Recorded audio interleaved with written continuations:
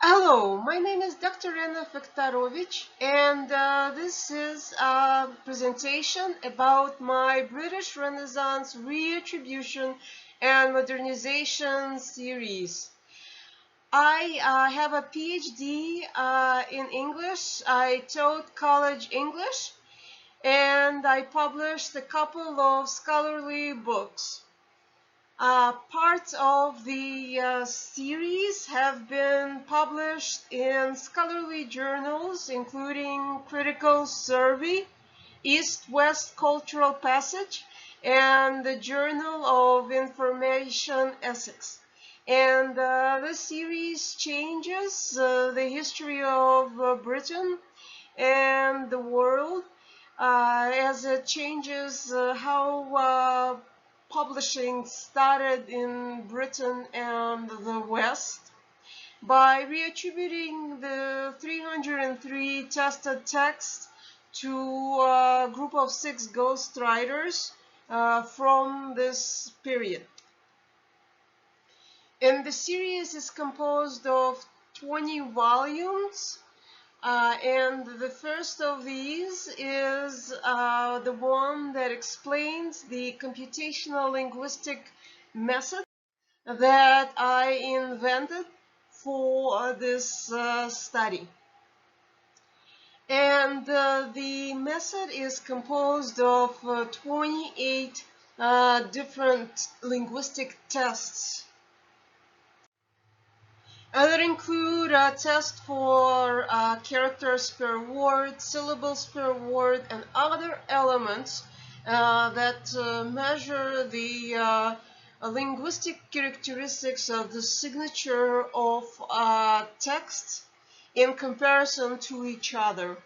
Other types of tests that were measured include the percentage of passive voice, the lexical density, the percentage of nouns, adjectives, verbs, adverbs, prepositions, pronouns, and other types of word groups, and also measures for punctuations, including commas, colons, semicolons, question marks, and other tests include the top 6 most frequent letters.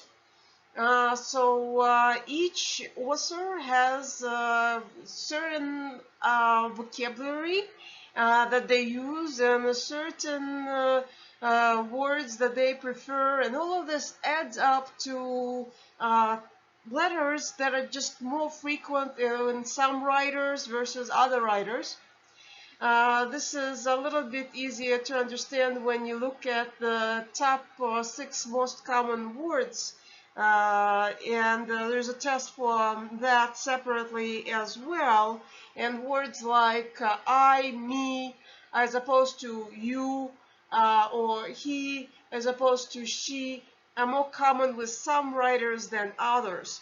There are some types of top 6 word groupings that are universally common, that appear in many different writers' signatures. But then there are some writers that have very unique signatures or combinations of these words or letters that only appear in their writing and very few other texts. So those tests alone frequently can be sufficient to identify a given linguistic signature and identify it to a specific author. But sometimes, most frequently, a group of these various different linguistic tests is necessary to identify the underlying authorial signature.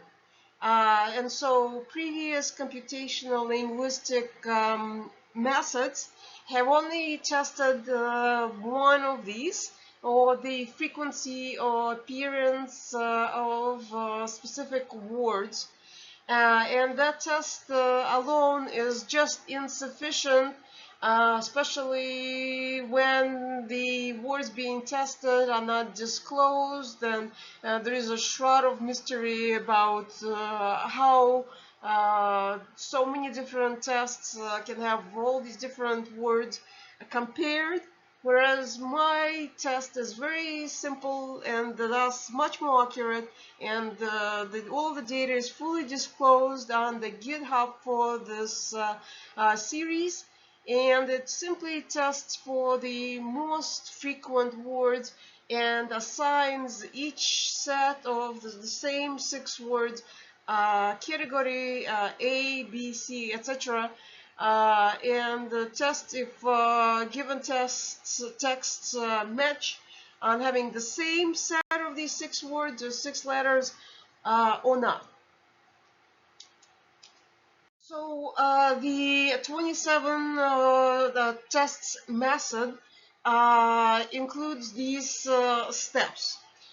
First, one would go about finding texts,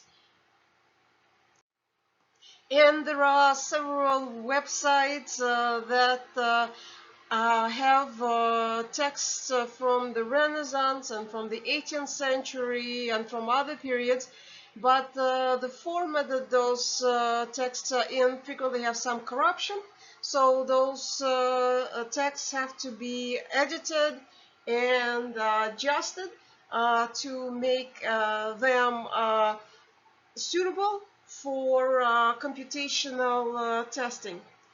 Once the files are cleaned up, they can be put through these websites such as Analyze My Writing that calculate the percentages of punctuation, different word types, and the other types of tests that were just discussed. Once that data is gathered into an Excel spreadsheet, then each column, each test is organized from smallest to largest, and then the texts that are within around 18% above and below the text being tested in both directions, up and down, high and lower, those texts are marked as being similar or designated a 1, whereas all the other texts are given a 0 to signify that they are not similar. And this is done for every one of the tests that are going to be tested for that text and for that corpus. And then the final column, ones add up all of the ones across the tests, and that final column is taken into a large spreadsheet that compares all of the texts in the corpus against each other. So for the British Renaissance, I tested 303 different texts, and so 303 multiplied by 303, it's a very large table of data, and it's a larger data set than all previous data sets of this type, and there are more of these tests, so it's a very precise measure because so many different things are measured. And typically, other computational researchers in the past, what they have done is they have only tested that word frequency, and they have only selected a few texts and a few bylines, and they have only tested them against each other. And they have also made assumptions about the bylines that are on texts being absolutely true if modern scholars attribute the text to a given byline. So, for example, some of the texts that originally had Shakespeare's byline on them are currently not accounted as being by Shakespeare by modern scholars. And some of the texts that were originally had no Shakespeare byline on them now are included in the corpus that are assigned to Shakespeare. So, but these computational linguists have been assuming that all modern attributions are correct and basing their match or no match conclusions on those assumptions. Instead, I test every single text against all other texts and then let the final data explain what the conclusion is. Either texts match each other or they don't, and any number of texts can match each other or not. So if there were 123 different linguistic signatures in this corpus of the Renaissance texts, then there would be some texts that did not match any other texts in the corpus. And that would mean that there were some writers that only wrote the text assigned to themselves and nothing else. But I did not find any such text. All of the texts matched into 6 linguistic groups. That indicated there were only 6 underlying ghostwriters that wrote all of the tested texts and perhaps all of the texts across the British Renaissance. So in the final step, I evaluated who out of these clusters, so these 6 groups that were similar to each other, who wrote each one of those groups by comparing the births and death days for those writers against the earliest and the latest publication and performance dates for the texts that were in each one of those groups. And that narrowed who could be the underlying writers significantly because the lifespan during that period was so short. Most of the potential byline holders were dead by their 40s.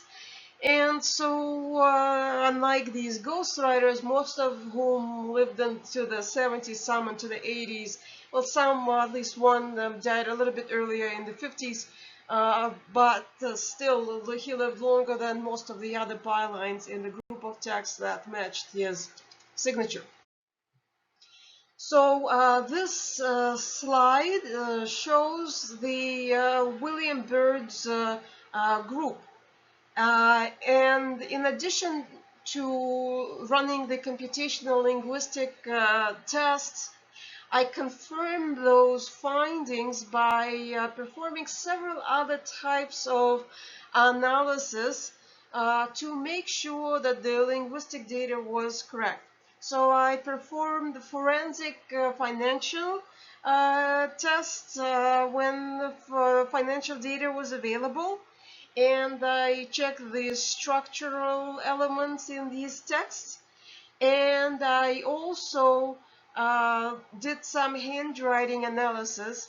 And the handwriting analysis is the one that can be most easily understood because it's a visual.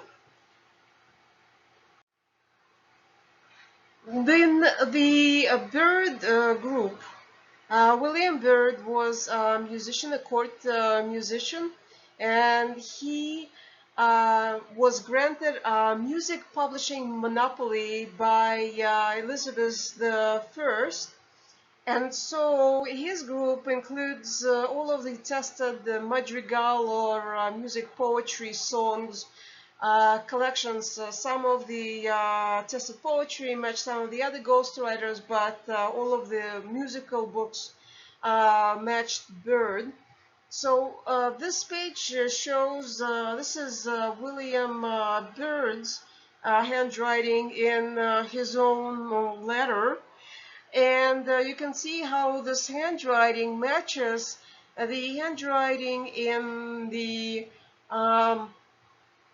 annotations attributed to two other musicians, John Dowland and Thomas Wilkes. And this receipt for services performed to a musical instrument from Orlando Gibbons, the handwriting style also matches all of these other examples. All of these are from musicians, and really all of them were handwritten by Bird. And you can see in this slide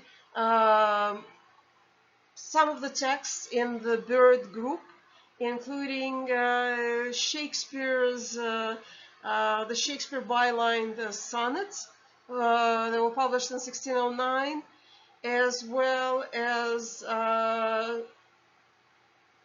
the Passionate Pilgrim with a Shakespeare byline, and Poetic Fragment, section 3, out of the Sir Thomas More play, which has been assigned to Shakespeare because a page out of it seems to match Shakespeare's handwriting, according to some scholars. And also Dyer's and Ralliers poems that were initially published mostly anonymously or under other bylines, and that have been erroneously assigned since then to these bylines of aristocrats like Dyer and Rallier by scholars. And they should instead be assigned to Bird, whose linguistic signature and handwriting matches some of these samples, all of these samples in this group. And this is a visual demonstration of how all of these different texts match each other, and then the numbers of tests out of 27 on which they match. So 15, 13, 10. Because there are 303 different texts within the corpus, a match on 10 different tests is equivalent to tossing the same number on the die. 1 out of 6 is the percentage of getting the same number on the die, right?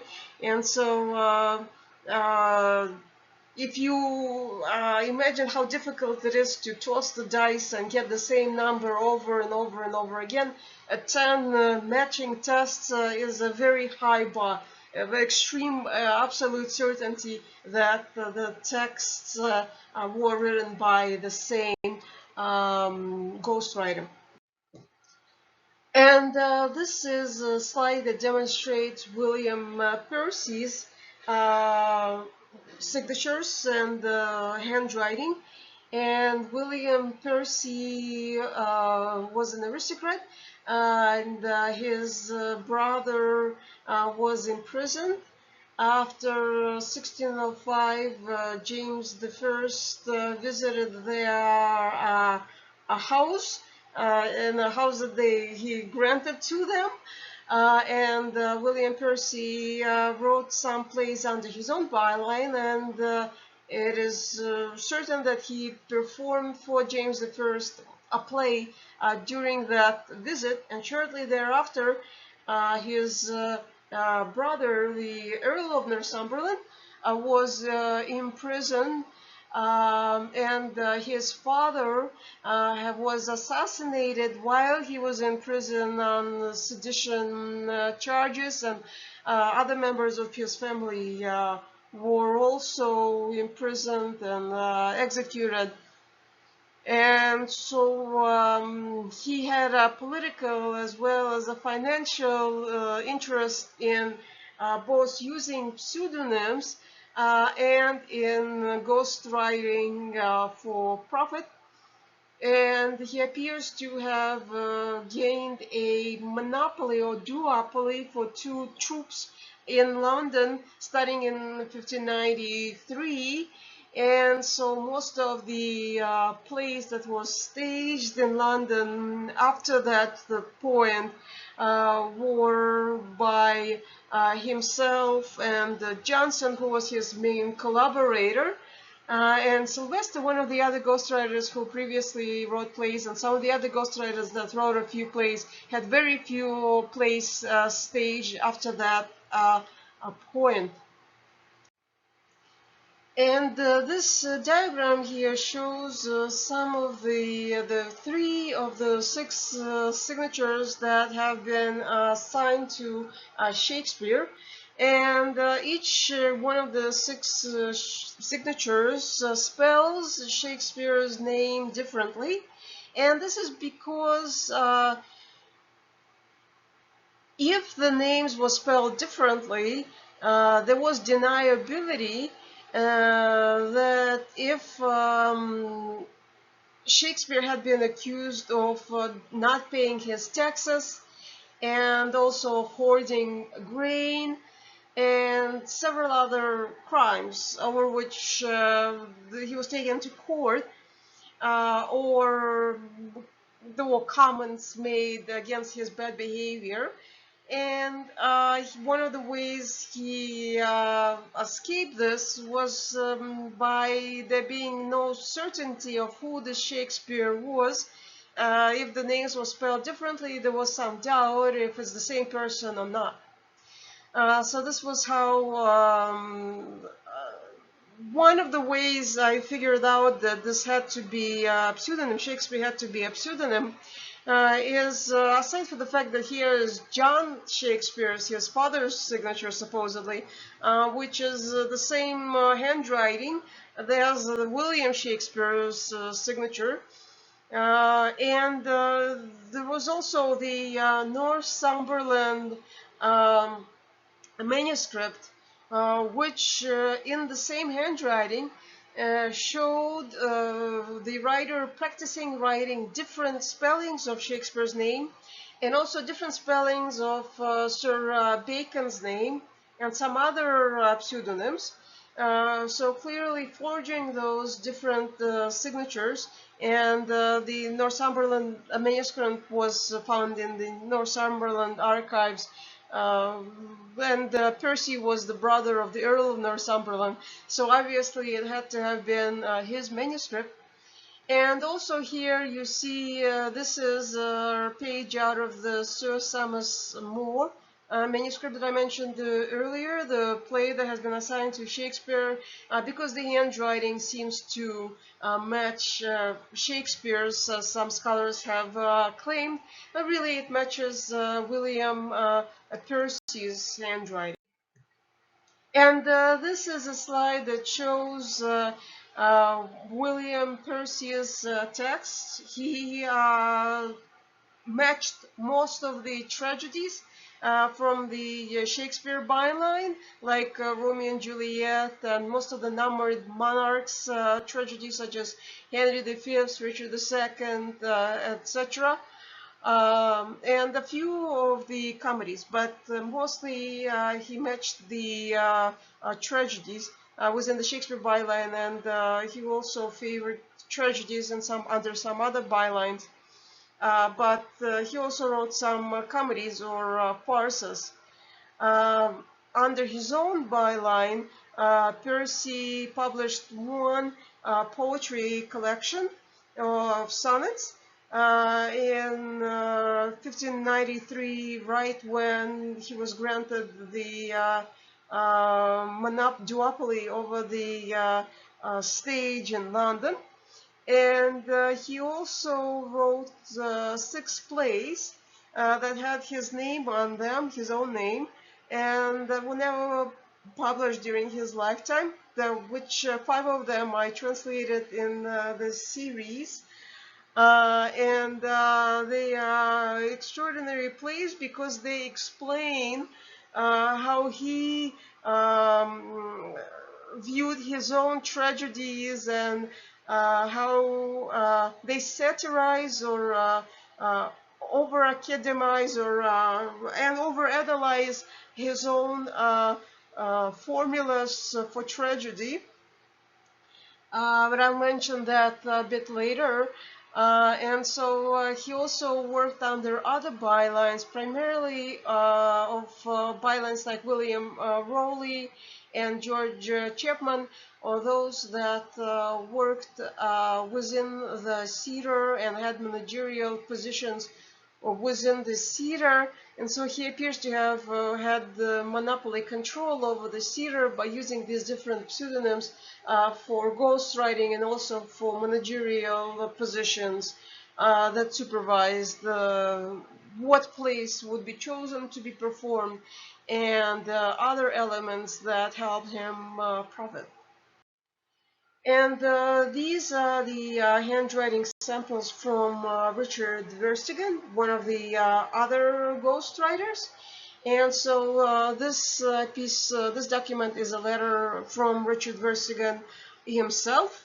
And then these two letters in the same handwriting, maybe a little bit neater, but these ghostwriters deliberately usually change their handwriting style a little bit by making it a little bit more elaborate, a little bit less elaborate, a little bit quicker, a little bit slower, because they were aware that by ghostwriting under so many different pseudonyms, and especially Verstegen, when he was writing for government, like the private council, in this letter, these forgeries of many different signatures of members of the private council, as well as the forgery of the letter by Verstegen.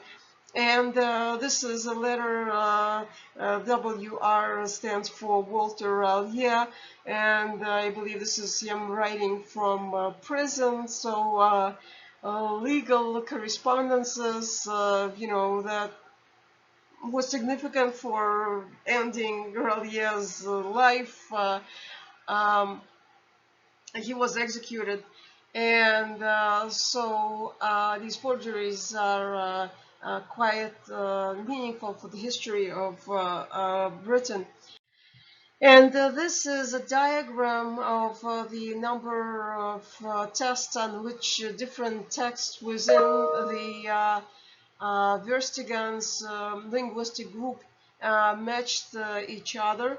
So Verstegen goes through the translation of the King James Bible, as well as various legal and non-fiction documents that were pro and against monarchy, for witches, against witches, for Catholics and against Catholics.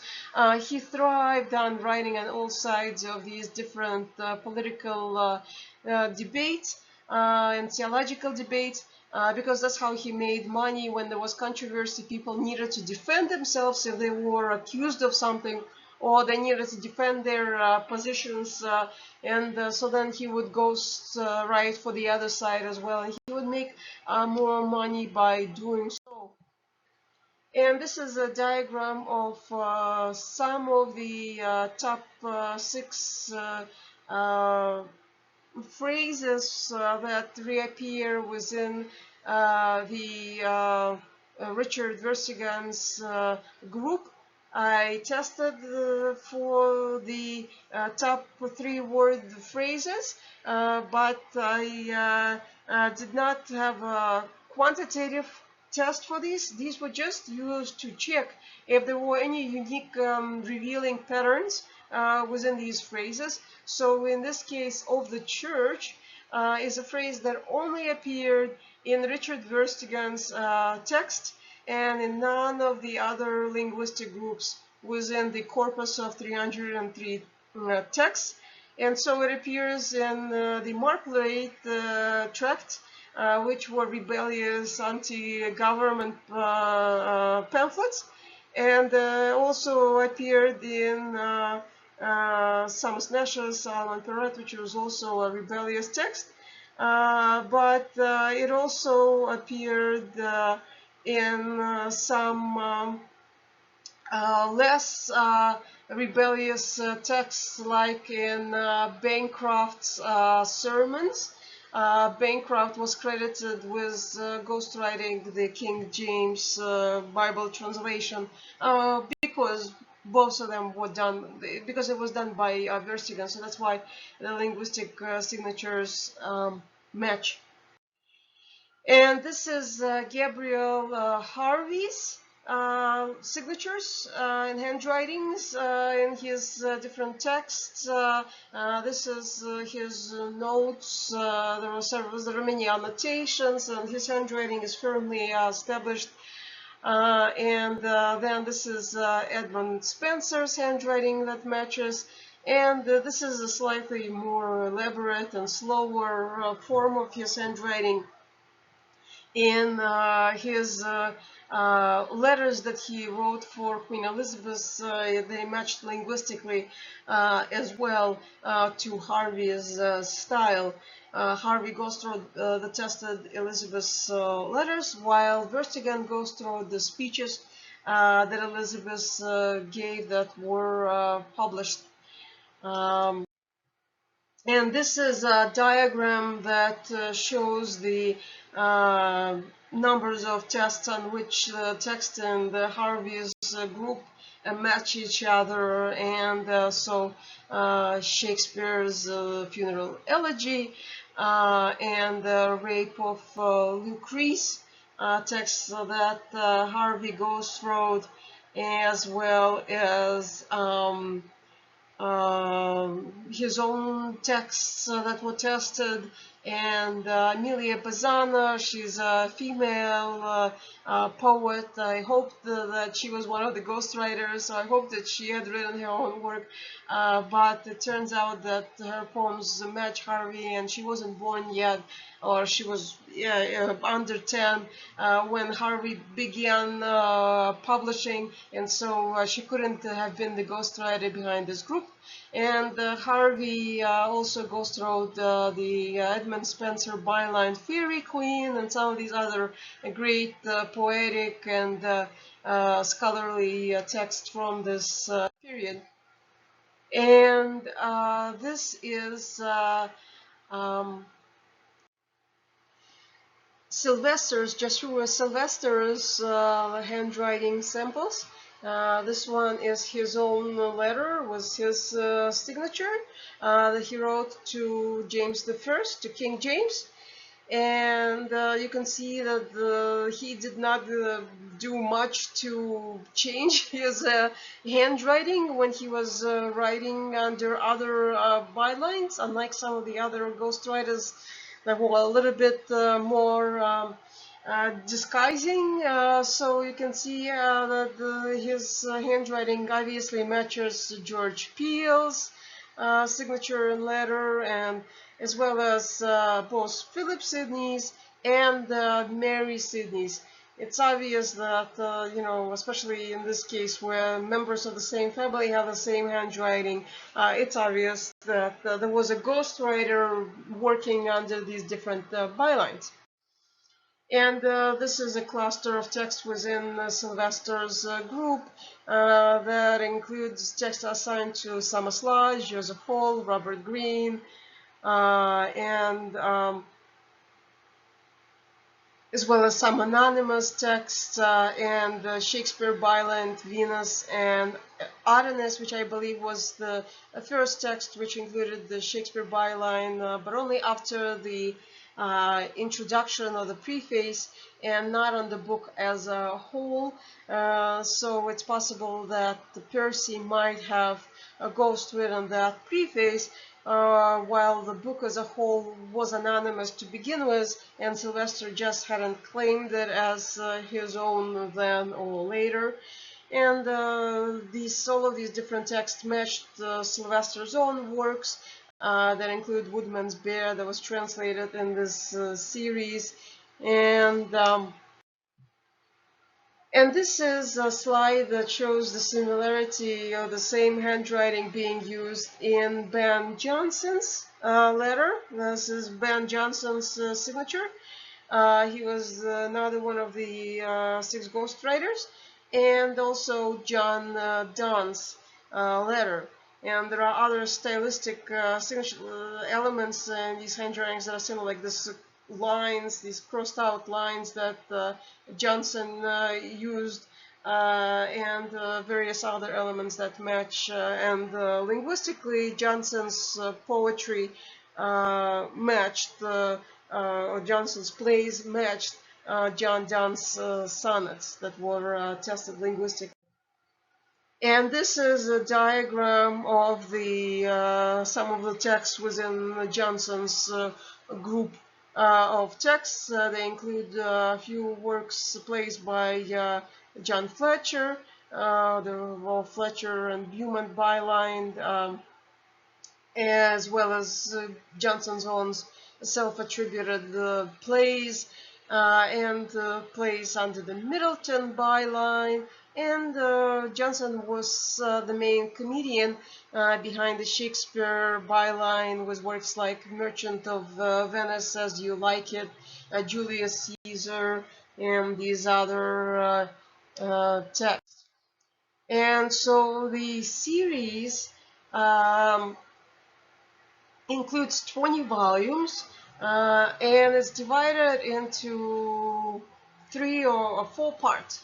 And I'm just going to go through the volumes in the series now, and each one of them includes scholarly elements or elements that help directors, like this is a diagram of the stage for Aphrodisia. And so it shows how Percy is likely to have set up the stage based on the staging directions or ideas, hints for how the stage might be designed that are given in the play. So I put together these different elements, like there's a den and the hall, the types of furniture that can be used, and what might be on the balcony on the second story.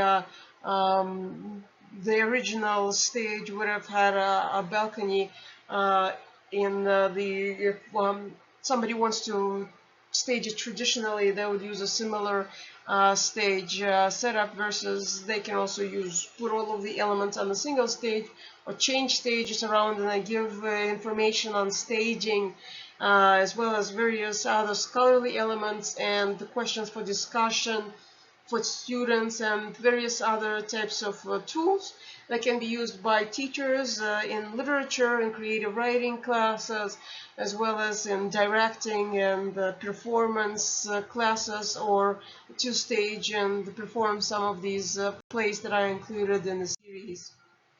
So this is volume 1 through 2. That explains the computational linguistic method, the steps to it, how to perform it. It explains how it compares with previous methods that do not work as well or not at all. And it explains the historical background and the biographies of the 6 ghostwriters and why they had to be the people who created these texts. And it includes full chronologies of the text within each group, and various diagrams and helpful information. It's 698-page book with an overwhelming quantity of information to prove the theory beyond all doubt. So you really have to dig into that study for the details. I'm just giving you an introduction that summarizes very basic information about the study here. And then part 1 of the series includes William Percy's self-attributed text. And the first of these, volume 3, since volume 1 and 2 is the computational study, is Sonnets to the Fairest Coelia. That was the one book that Percy attributed to himself.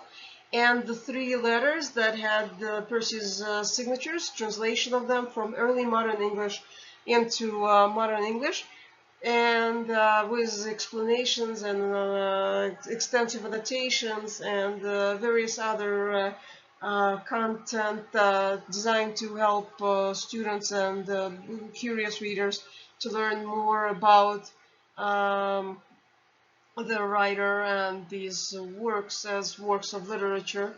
And this is William Percy's brief biography here. He was the youngest son of the assassinated 8th Earl of Northumberland and the brother of the imprisoned in the Tower 9th Earl. And so this is the continuation of this first part, which is William Percy's self-attributed a play called The Cuckwins and Cuckolds Errant that he wrote in 1601, and the 5 plays that are self-attributed to Percy that were found in his archives. All have never been translated before, and they have occasionally been published as is in their early modern English format, which is really unreadable.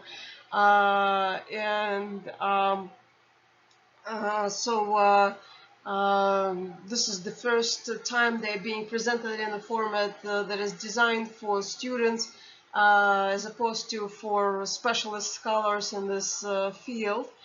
But specialist scholars will also find a lot of helpful historical information and information about the staging and the type of plays these are, and about the poetic structure or the dramatic structure in these unique works, in the extensive introductions and the like in each one of these volumes.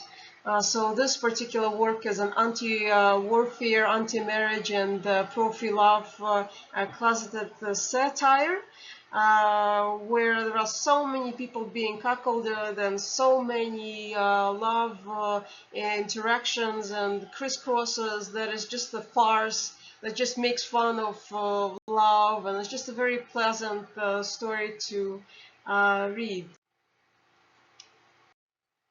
And this next work is Percy's The Thirsty Rabia that he wrote in 1601. And this is a closeted first attempt to present the complexities and elegance of the Islamic faith and the Prophet Muhammad on the English stage. It was published before, a century before the first English translation of the Quran was even published. And so it took a great deal of research and a great deal of passion that he had to have had to research this subject in rare documents to put together this play. And still to this day there are very few plays that describe the Islamic faith with so much detail and thought and theological insight as this work does. And it was the first staging back then, and it's still rare, and so it's said that it has never been translated into modern English before, and so its riches have been closeted.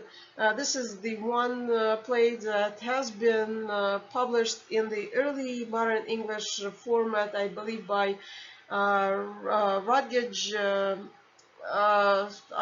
Like a decade ago, somebody published it, but it's not a translation, and my version includes a lot more introductory content and annotations, as well as the full translation and several other elements that really allow readers to read it for the first time. And this is the play called The Aphrodisia, and Percy wrote it in 1602. And it's a rare, basically the only marino. He invented the genre for this work about disguised identities and loves among the Greco-Roman deities under the Mediterranean Sea. So it's a theological work also, or mythological work that plays with different disguises and with different comedy about love and its complexities. And this A forest tragedy in the vacuum, or Cupid's sacrifice, is a farcical satire about the laws of tragedy and rational morality that presents a vacuum of death. So it's a farce that takes a tragedy to its extreme, where pretty much everybody dies, and it quotes or imitates Percy's Shakespeare byline Romeo and Juliet that was published in 1597. And obviously it's referring to it and using some of the same content that was borrowed from in Juliet from Painter's The Palace of Pleasure that was published back in 1575. So this is a great book for anybody that wants to understand Percy's how Percy structured his Shakespeare byline tragedies and why he did not take them seriously. They should read this book. The Fairy Pastoral that Percy wrote in 1603 is a pastoral satire about homicidal men and women haters being forced into marriage. And the events take place among fairies. So it's kind of making fun of the fairy queen and the fairy, the idea of, fairies being these nice these magical beings. Here they're very very real and very upset, very very hateful, and despite their lack of love, they're being forced into marriage, and they do get married, but they are not happy about it. So it's a very unique. A lot of these plays Percy never published under any byline. They were all closeted. All of 6 of his plays were closeted, and some of them make it obvious why, because they were so anti-formulaic.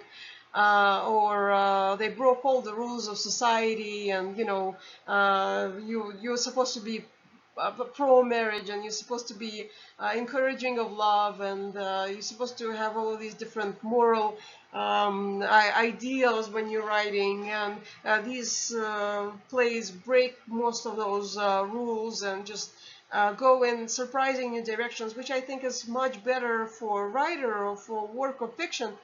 But for censors, they gave a reason for censors to say no to them, and that's why they were never staged. Now, part 2 of the BRAM, or the British Renaissance Re-Attribution Modernization series, are works that are attribution mysteries.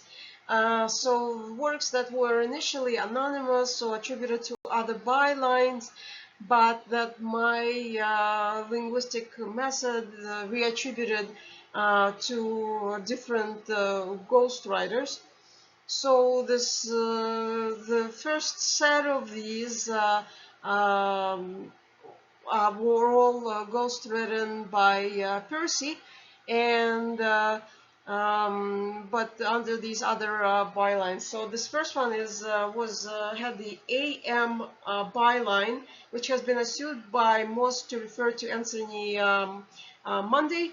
But this test proves my computational linguistic method proves that it's Percy's, and so it's called Fedele and Fortunio, the 2 Italian gentlemen. And it was published first in 1585. So soon after Percy started publishing any plays in around 1584. And so he was still experimenting with writing or learning how to write. He might have still been in school, or he might have been completing his college studies at this point. And so he practiced in the genre of drama by creating an adaptation of an Italian anti-comedy he turned into an English formulaic comedy. Luigi Pascaliga's Italian comedy was called Il Fedele Commedia del Clarissimo, It was published just a few years, a decade earlier in 1576, and so this is an adaptation and a translation of it. And this next work of Percy's was created under the Robert Wilson byline, and it's called The Three Lords and Three Ladies of London. It was published in 1590 and was part of a series that also included the three lords of London, and all of this cluster of texts were all Percy's, and it's an exploration of allegorical morality comedy about criminality and the rivalries between London, Lincoln, and Spain. And this next initially anonymous play comedy called Look Around You was published in 1600, and it's the neglected first part of the Robin Hood series, which also included two tragedies that have been assigned to Anthony Mundy, downfall of Robert and the death of Robert Earl of Huntingdon.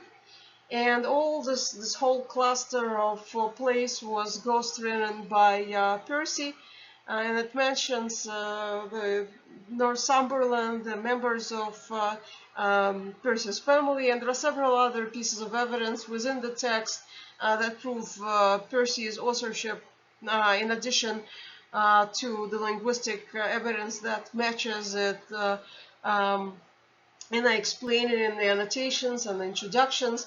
And this play is significant because in it Robin Hood cross-dresses for a lot of the time as Lady Falconbridge, and he plays is being wooed while he is cross-dressing as the lady by Prince Richard.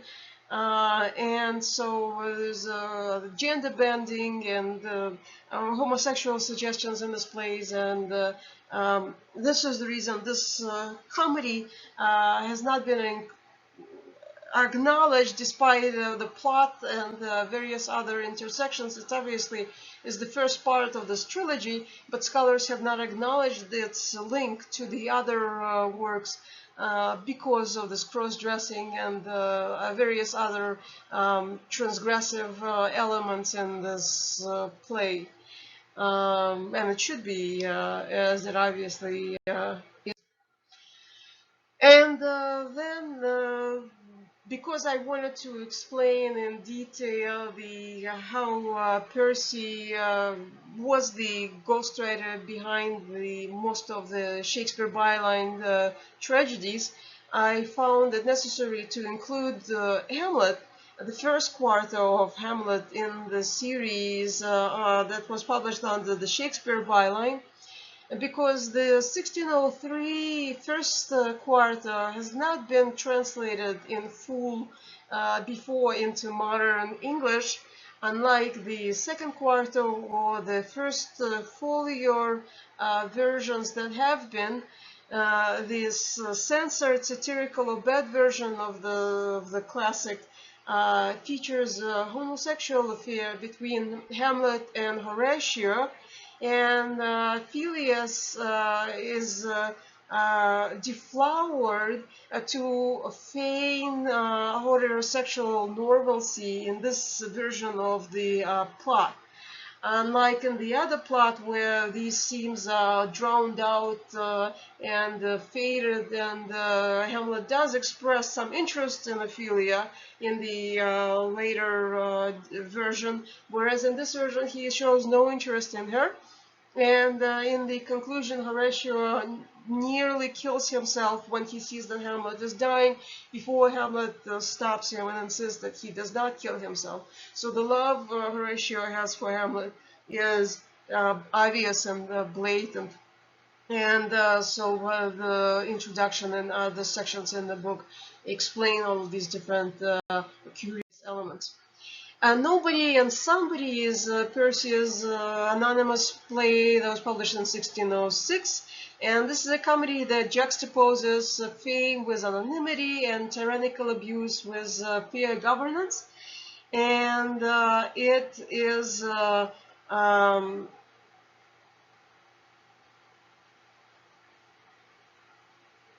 it kind of makes fun of the traditional Shakespearean histories that tend to end when seemingly good monarch overthrows a corrupt monarch, and in the tragic resolution happens in Edward III, Richard II, and all of these other plays. But here, there are several overthrows, and the history is shown to be just absurd and farcical, as several people are fighting with each other, and there is no order and no logic, and identity fraud and various other problems, and the struggle for power. Monarchy is shown at its worst.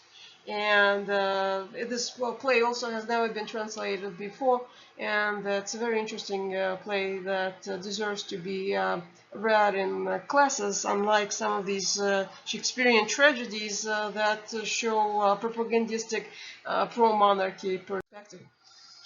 And this last play out of this set of Percy's plays under different bylines is the William Cavendish byline Captain Underwit, that was published in 1649, or was part of a set of plays that Percy asked to be published in his final letters after he died in 1647, and there were several plays that were published right afterwards, because it's likely that he did not want to assign those plays to his own byline in any way, because they were more radical than even he could stomach. So this is a country comedy about the absurd, corrupt purchases of military titles.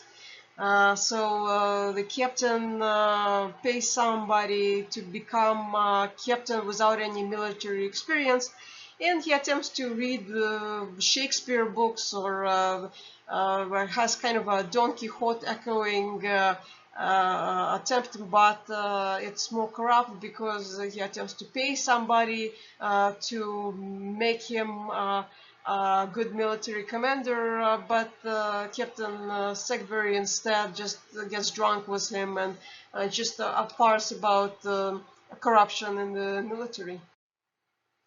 And this next part of the book are texts that the other ghostwriters created. And so this is Ben Jonson's Cavendish Bylines, The Variety. It was published in the same two-book set with Captain Underwit in 1649. And this is some information about Ben Jonson, who is one of the better-known authors out of these six ghostwriters. Ben Jonson's plays are famous on their own, and after Jonson died in 1637, it looks like Percy took it upon himself to revive or finish some of the plays that Jonson left unfinished.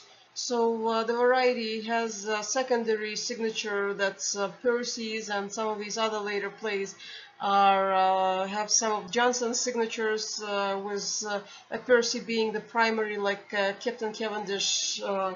Captain Underwit was primarily Percy's, but Jonson clearly also played a part. So it's likely that Percy also found a draft of Jonson's play and finished it in both of these cases. And so the Variety is a fragmentary commentary about the corruption of the judicial and monarchy systems in charge of granting aristocratic titles based on appearance instead of on merit. So in this play, there is a woman who wants to become a lady, and she pays a corrupt judge and corrupt dance instructors and that sort of thing to make her appear to be a lady. And so this play also includes a translation from Apologie de la Danse, or Apology for the Dance by Laus, which explains some of the types of teachings somebody during the Renaissance would have received in dance and music, and there are several other explanations in the introduction of this text that explain the culture of the Renaissance. This is Gabriel Harvey's. The text that was originally under the Samuel Brandon byline, and it's called The Tragic Comedy of Virtuous Octavia, that was published in 1598. There's really no such person called Samuel Brandon, so it's an obvious pseudonym. And this work is the first English self-labeled tragicomedy about Octavia's failed attempts to win back her inconstant husband, Antony, from his Egyptian lover, Cleopatra, and to prevent her brother Octavius from waging retaliatory war on Antony and Cleopatra. And so this is kind of a counter or a reversed perspective on the tragic love story in the Shakespeare byline, Antony and Cleopatra. This turns it around and says, no, the real hero in the story is Octavia, the virtuous woman who stood by her husband and that sort of thing. And so it's all in verse, and just is beautiful poetry, and it's a great read for somebody who wants a slightly more conservative perspective on love and marriage. This collection called William Byrd's A Comparative Study of Bird Songs is an anthology of all of the variedly byline texts in the William Byrd's linguistic group, with scholarly introductions that solve previously impenetrable literary mysteries, including the authorship of Shakespeare's Passion of Pilgrim and sonnets, as well as the attribution of otherwise byline texts from bylines like Spenser, Dyer, Relier, and others. And the cover image here shows how Byrd might have performed under other musicians' bylines, because all these musicians had similar hairstyles and similar beards and such, and visual appearances, and they were all kind of closed in the same way. And so he could have gone around playing or orchestrating musical bands, and people in different places might not have realized that their organist is the same guy that plays the organ in London as well, and that sort of thing. So the anthology, by comparing all these different texts and translating all these different texts together, really can be useful for students of literature that can see the similarities between these different poetic works that have previously been assigned to all of these different canonical bylines, as well as some rare bylines, and some of these poems are now explained for the first time in a new light. And the translations, really, some of these poems have never been translated before, and so they haven't been understood before. And so it should be enriching for somebody to study. And this anthology, as opposed to some of the other anthologies of poetry from across the Renaissance, that is not as revealing of new evidence about the history of this period. And this is the third part of the Brahms series. And this is the part with the self-attributed text of these ghostwriters. And the first text in this part is Richard Verstegan's self-attributed Restitution for the Decayed Intelligence in Antiquities. So this title says basically what it is, and explains that Verstegan was a professional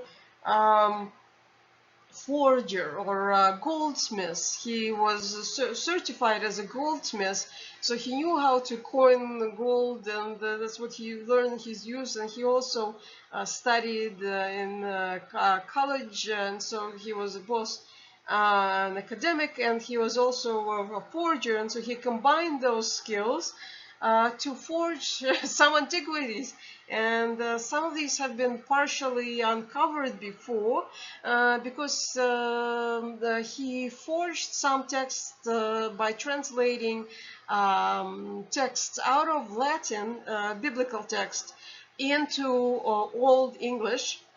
And he did not even bother creating the handwritten versions, but just created the published printed texts that he claimed were antiques from the Old English period, but obviously he had created them himself by studying the Old English language and translating works from Latin into Old English.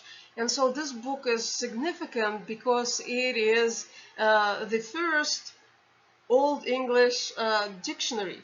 So this is the first time Verstegen stopped and allowed other readers and scholars, invited them to check his work. So before this point, the reason he was never caught for his forgeries in Old English, etc., is because nobody could understand that old style language. But in this work, he included this dictionary with explanations, and scholars have since failed to see the significance of this being the first dictionary. And why he credited this work to his own byline means that he wanted to be found, he wanted to be seen, he wanted his work to be recognized, because he was doing a lot for, he was creating British history, not in a good way, you know, well, what's a good way to create history? And also, he created the Britain's Anglo-Saxon origin myth with this work, which didn't exist before, and he has been credited by some scholars with this founding of the Anglo-Saxon origin myth. But again, it's not understood that he created it. He created a fiction of how this origin was created by changing a few little bits of evidence, that some of which he cites, and I include translations of some of these earlier pieces of scholarly evidence that he works from German texts and Latin texts. I include some of these pieces. He completely changed them and rewrote them and created this new mythology of how Britain was founded. And so this is just a great book for anybody who wants to understand the history of Britain and how it was manufactured, how it was forged. It should read this work. And also anybody who wants to understand the Old English language, who is translating from Old English or reading texts that have been translated and wants to check were they translated correctly, really needs this lengthy book that explains all of this. And in this work is Gabriel Harvey's Smith, or The Tears of the Muses, that he published under his own byline back in 1578. And it was originally published in Latin. So it's a poetical satire of ghostwriters being hired to write puffery of and by patrons and sponsors who pay to gain immortal fame for being great, in quotation marks, while failing to perform any work to deserve any such praise. This is the first translation of this text out of Latin and into English. It has never been translated before, so all of this confessional clues about how the workshop goes through all of these texts has never been understood before, but it has been right there. And just because this book has never been translated before, scholars have been missing this great confessional The introduction also explains how this the poetry, the type of poetry in this work, also matches the style of poetry that Gabriel Harvey used in The Fairy Queen, as well as his Samuel Brandon Byler in Virtuous Octavia and other works in his group of texts. And this last book in the series is Joshua Sylvester's Job Triumphant in His Trial, and The Woodman's Bear. That was published in 1620, or right after Sylvester died in 1618, after he was exiled in around 1613 over his Judaism. So one of the things that Sylvester his group is recognizable for is that he frequently translated or rewrote Old Testament Jewish books from the Bible into a more modern style of into dramas, into plays, into poetry that were more digestible for the modern audience of his time. And so in this case, this is the first verse English translation of the book of Job from the Old Testament. And also included is a fantasy epic poem about the woeful love between the woodman and the bear that he is in love with and does not want to be because it's a bear, etc. But love is playing a trick on this character. So it's a committing poem, a great read, and there has not been a verse English translation of the Book of Job since, and this is a necessary work because the original Hebrew version of the Book of Job was in verse. So this is really the only a more accurate translation from the Hebrew, and it's also much easier to read, especially with my own translation into modern English and with my clarifying notes. It should be much easier for those who want to understand the Old Testament, the books of the Testament in full, how they were meant to be understood. Should really read this book.